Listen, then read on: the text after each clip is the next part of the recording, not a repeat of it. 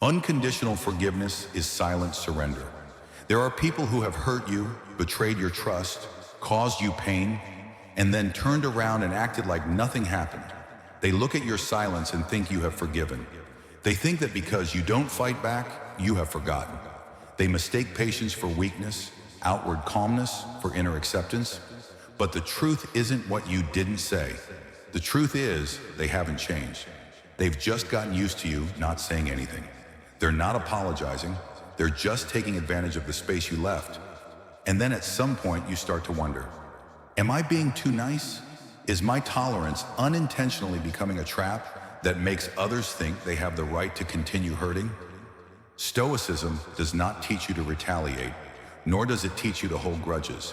It simply reminds you, forgiveness without consequences is no longer compassion. It is silent surrender. And that doesn't make you noble. It just blurs the line between you and the person who hurt you.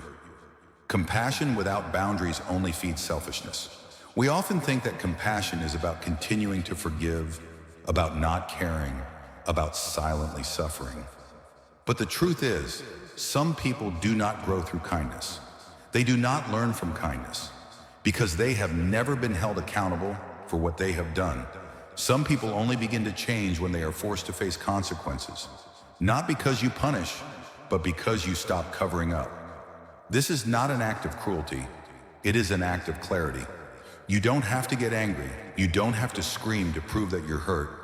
You just have to reset the boundary calmly but firmly. You're not punishing them. You're protecting yourself. And sometimes the most compassionate thing you can do is step back. Stoic taught. Peace doesn't come from trying to fix others. Peace comes from choosing yourself, even if no one else understands. And sometimes all you need is a closed door. True repentance does not require being caught. You know someone is truly sorry when they don't need to be caught to apologize. They don't argue with your silence. They don't demand your forgiveness, and they don't see your boundaries as an annoyance. They understand that forgiveness isn't a right, it's a gift, and not everyone deserves it. In a society where every spiritual corner preaches forgiveness to ease the mind, let go to move forward, we forget that forgiveness is one part, change is the other. Forgiving the wrong person, someone who doesn't learn anything, doesn't change anything, will only cost you more. A person who truly knows their mistake will not rush to take it back, will not pressure you to let it go, but will choose to sit with their own mistake, even without you there. The Stoics remind us, forgiveness is noble, but return must be built, not assumed. And if someone isn't mature enough to respect your boundaries, then they don't deserve a place in your life. Forgiving the wrong person is betraying yourself. There is a subtle mistake that many people make. They believe that forgiveness is the only way to heal. But if the other person has not changed, has not taken responsibility, has not been sincere, then forgiveness does not heal you. It makes you erase yourself. Every time you forgive someone without any change, you are sending an implicit message. Keep doing it, I will tolerate it. And when the bad behavior brings results, like being forgiven, being approached again, being loved as if nothing had ever happened, why should they change? Stoicism teaches that you can't control other people, but you can absolutely control how you react. And if your response is to always forgive, always be silent, always tolerate, then you're not helping them become better. You're just training them to keep hurting you without fear of consequences. And that's not altruism, it's self-betrayal. Reconnecting does not mean forgiving. There is a dangerous misconception that if you forgive, you have to come back. But the truth is, forgiveness is up to you. Reconnecting is a choice, and that choice must be based on real change. If they don't change, don't repent, don't commit to correcting their behavior, then letting them back in is like opening the door to repeated hurt. You're not evil, you're just sober. And sober is not unloving. It's loving with limits, with conditions, with respect for yourself. Stoicism does not teach you revenge. It teaches you to see the truth, that broken trust cannot be returned like a commodity. It must be rebuilt, brick by brick, action by action. Or if that cannot be done, then it must be accepted as lost. Forgiveness is not a ticket back into your life. It is a release from resentment. Whether or not they deserve to come back, that depends on how they live after you walk away. A person who truly knows their mistake will not rush to take it back, will not pressure you to let it go, but will choose to sit with their own mistake, even without you there. The Stoics remind us, forgiveness is noble, but return must be built, not assumed. And if someone isn't mature enough to respect your boundaries, then they don't deserve a place in your life. Forgiving the wrong person is betraying yourself. There is a subtle mistake that many people make. They believe that forgiveness is the only way to heal. But if the other person has not changed, has not taken responsibility, has not been sincere, then forgiveness does not heal you. It makes you erase yourself. Every time you forgive someone without any change, you are sending an implicit message. Keep doing it, I will tolerate it. And when the bad behavior brings results, like being forgiven, being approached again, being loved as if nothing had ever happened, why should they change? Stoicism teaches that you can't control other people, but you can absolutely control how you react. And if your response is to always forgive, always be silent, always tolerate, then you're not helping them become better. You're just training them to keep hurting you without fear of consequences. And that's not altruism, it's self-betrayal. Reconnecting does not mean forgiving.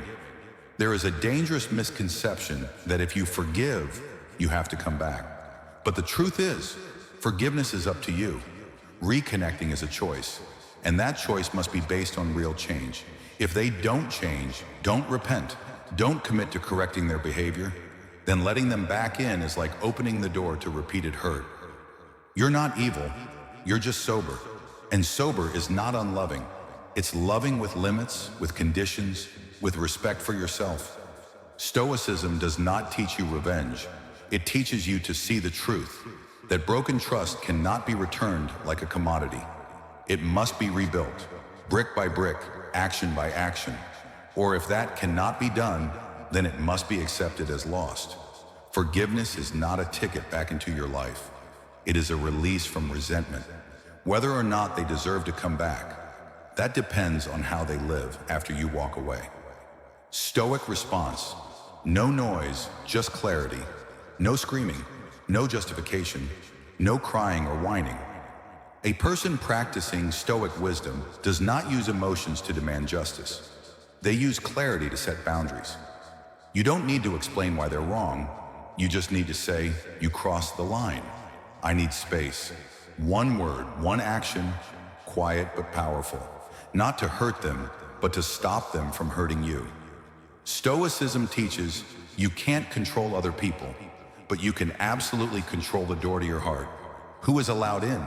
Who isn't? And when someone violates your boundaries, that's when you need to close the door. Not with anger, but with calm. You don't owe them a touching goodbye. You don't owe them a final conversation.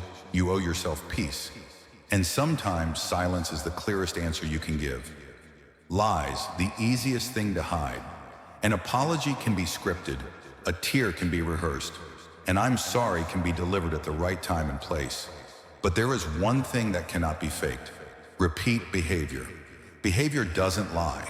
It's a faithful copy of human nature, a mirror of what people truly believe is acceptable. You can forgive a mistake, but if the behavior is repeated after seemingly sincere apologies, it's no longer a mistake, it's a choice. Stoicism doesn't ask you to be skeptical, but it does encourage you to be observant.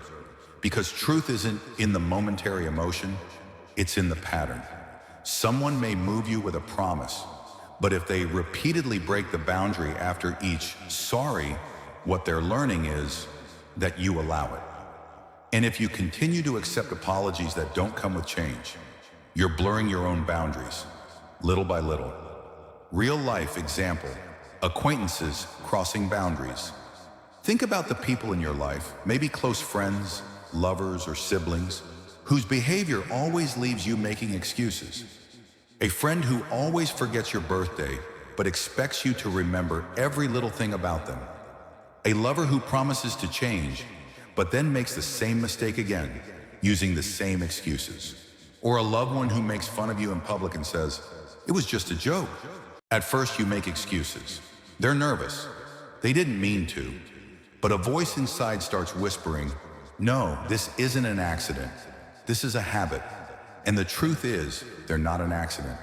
They're choosing to do it, not because they're cruel, but because they've learned that you won't go away. Your boundaries become a silent invitation for the wrong behavior to continue. Stoicism doesn't encourage hatred, it encourages clarity. When you realize that repetitive behavior is a choice, you stop panicking. You begin to set boundaries, not to punish, but to protect yourself from a never-ending cycle. Manipulation strategies, charm, blame, distract. They haven't changed. They've just gotten more sophisticated. They know when to be sweet to soften your heart, when to be pitiful to make you feel guilty, and when to distract you from the truth. You think they're just trying to hurt you? Number. It's a strategy. A charm sweet enough to pull you back. A blame subtle enough to make you doubt yourself. A story clever enough to make you forget about the previous border crossings. It's like standing in the cold rain, thinking it's fate, until you look up and realize someone is holding a hose and is actively pouring water on you, drop by drop. They're not random. They have a plan, and that plan only works if you continue to ignore it. Stoicism doesn't teach you to retaliate. It teaches you to be mindful, to recognize the game, not to retaliate, but to retreat at the right time, to not continue to invest your heart in a game where you will always lose. Evelyn's story, the manipulation loop in love. Evelyn, a gentle widow in her 70s, had believed that her daughter was genuinely caring after her husband died. She visited more often, helped around the house, called to check in. At first it was a warm, healing touch. But then the requests began to come in. "Can you pay my bills this month? Can you get a credit card advance?" Every time Evelyn hesitated, the calls became less frequent. Every time she said yes, the attention returned. And so the love became conditioned. Evelyn, who was gentle, avoided confrontation, and didn't know how to say no, was gradually caught in a loop. If she helped, she was loved. If she said no, she was ignored. Stoicism points out that kindness without boundaries makes you a tool, even in your family. Every time you don't set boundaries, you lose not only your sense of fairness, but also your very self. Evelyn's story is not uncommon. It mirrors the story of many who have confused kinship with commitment. Record your behavior. See the truth. The turning point came when Evelyn began keeping a journal. Every call, every request, every change in her daughter's demeanor, she wrote it down. Each detail began to form a larger picture. This wasn't a flurry of emotions. It was a system, a cyclical pattern. The same thing happens in your life. When you stop making emotional excuses and start recording behavioral data, you stop being confused. You become aware. You stop wondering, am I being too sensitive? And start seeing clearly, no, this is a repeating pattern. Boundaries are healing, not punishment. From there, you don't react. You see, setting boundaries stops you from getting hurt. The person who loves you will adjust. The person who uses you will react. The real question is losing them a loss or a release? James's story, family boundaries. James, a 42-year-old father of two, visited his mother every Sunday, out of love, out of duty. But every dinner, his mother commented on his appearance. "Have you gained weight again? You looked better when you were married. You were different." At first, James smiled, then he avoided eye contact. And Sunday evenings became a burden instead of a joy. One day in the middle of a meal, he put down his chopsticks and said, "Mom, I came here to have dinner with you, not to hear criticism. If this continues, I won't come again." His mother was shocked. She cried, calling him unfilial. But the next week, she didn't say anything about his appearance. She asked about the children. She listened.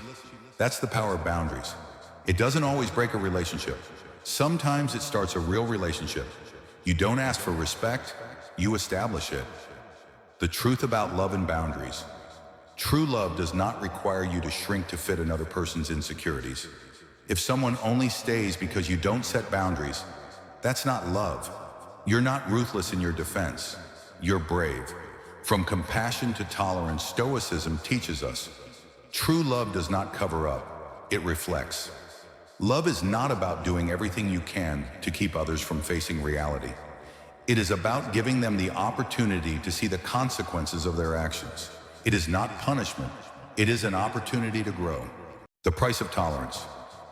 You may think that forgiving others is an act of love, but unbounded tolerance is a form of self-destruction. Every time you give in to avoid conflict, you pay a silent price. Depleted energy, disturbed sleep, eroded self-esteem, and elusive peace. And the other person? They don't grow up. They don't need to change because you've taken care of all the consequences.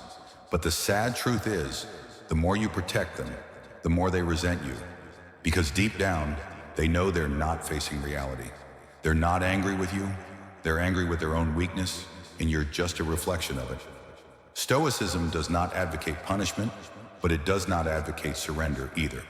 When you stop covering up, you are not being cold, but you are giving that person a precious gift, the opportunity to take responsibility, to truly grow. True love is not blind tolerance. True love doesn't require you to sacrifice your dignity, your boundaries, or your peace of mind. It's not about suffering silently for someone else's comfort. It's also not about shrinking to fit someone else's chaos. If someone only stays because you can't say no, that's not love. It's dependency in disguise. In the light of Stoic philosophy, love is inseparable from truth. In fact, loving without daring to be honest is a form of manipulation. We often mistake kindness for silence, for resignation, for not causing a rift. But love cannot grow in the darkness of self-effacement. You're not being cruel when you stand up for yourself. You're not being selfish when you set boundaries. You're being brave, brave to choose truth over convenience. So remember, real love doesn't make you disappear to keep someone else. Real love is when both of you can exist, whole, within the boundaries of respect. Carl's story. When boundless love turns into silent imprisonment. Carl was a quiet man in his 70s, gentle and attentive. The kind of guy who would always have coffee ready for a neighbor to visit. After his health began to decline, his son began visiting more often, saying he was helping out. At first it was support, but gradually that support turned into control. Who was allowed in the house, what he could say, how much he spent, even his personal decisions were scrutinized. Carl didn't speak up, not because he didn't see it, but because he was afraid of losing his son, afraid of the relationship breaking down, afraid of being alone. And then one day, he told a close friend, "I feel like a guest in my own home." That is not love. That is self-effacement to maintain a bond that is already conditioned. Stoicism teaches that peace does not come from holding on to someone at all costs, but from not losing yourself to anyone. Boundaries are a sign of self-respect, not a betrayal of friendship. Sometimes true love begins the moment you dare to say enough. Peace doesn't need a reason, just courage. You don't need to come up with a bunch of reasons to protect your peace. You don't need to prove that someone has wronged you. You don't need to list every single wound to get sympathy. Sometimes all you need is one decision, clear and decisive.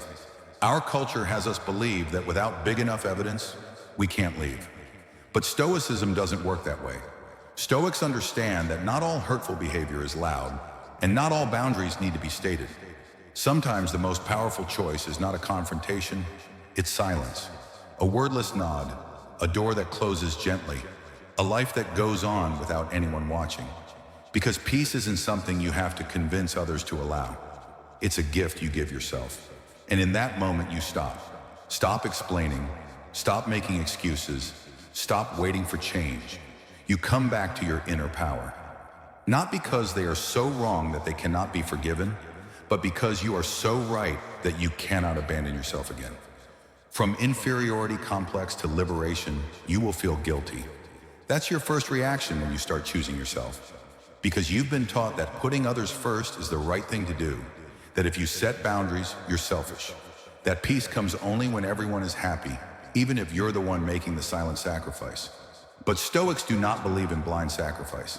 Stoicism teaches self-respect is not selfishness. It is the least action to maintain dignity. Ask yourself, if they never change, what in me needs to change to find peace? That answer is the compass that leads you out of the blind spot of guilt into the light of inner freedom. Not freedom from others, but freedom from yourself. When you stop living reactively, you start living proactively. When you stop waiting for someone else to treat you right, you start treating yourself right. The moment you stop being responsible for the comfort of others is the moment you start being responsible for your own peace. And that is the bravest thing a person can do for themselves. Final statement, I don't need apologies, I need decisions. There comes a point where you stop waiting. No longer hope for a full apology. No longer live in waiting for them to change mode. No longer expect others to understand you, accept you, or treat you the way you deserve. And in that moment you wake up, you realize you don't need approval to be at peace. Peace is not something someone gives you. It is a choice you must actively make, even when others don't agree, don't understand, or don't accept. You don't need anyone's permission to set boundaries. You don't need anyone's validation to take a step. All you need is one thing: courage. Courage not to succumb to guilt. Courage not to react, but to choose silence. Courage to close a painful chapter and write a new one, where you hold the pen. Stoics don't wait for anyone to wake up. They choose to wake up. And when you do, you stop bleeding for people who never gave you a bandage. You don't seek a happy ending. You are the ending, and you are free, not because they changed, but because you changed. I deserve peace more than they deserve a chance. Boundaries are not meant to punish, they are meant to protect. Kindness without boundaries leads to self-destruction. Forgiveness without consequences is just a ticket to wrongdoing. Love without self-respect is no longer love. It is a loss of self, bit by bit. You don't need them to change to begin healing. You don't need an apology to let go. What you need is a decision, firm, quiet, and powerful. Stop. Stop sacrificing for people who don't see your worth. Stop waiting for people who don't intend to change. Stop giving chances to people who have squandered too many. From this point on, you no longer seek closure. You are closure. You no longer try to fix others. You choose to protect yourself. You no longer repeat the same lesson. You enforce consequences, gentle, clear, and permanent. If you ever ask yourself, do they deserve a second chance? Answer like a Stoic, maybe, but I deserve peace more. If this message resonates with you, if it reminds you of yourself or awakens something you've been silent about for too long, this is more than just a video. This is a turning point. Please subscribe to the channel Daily Stoic Light, where we don't pursue noise but cultivate clarity, awareness, and inner strength. And before you leave a comment. What boundaries will you reset for yourself starting today? You are not alone on this journey, and your voice deserves to be heard.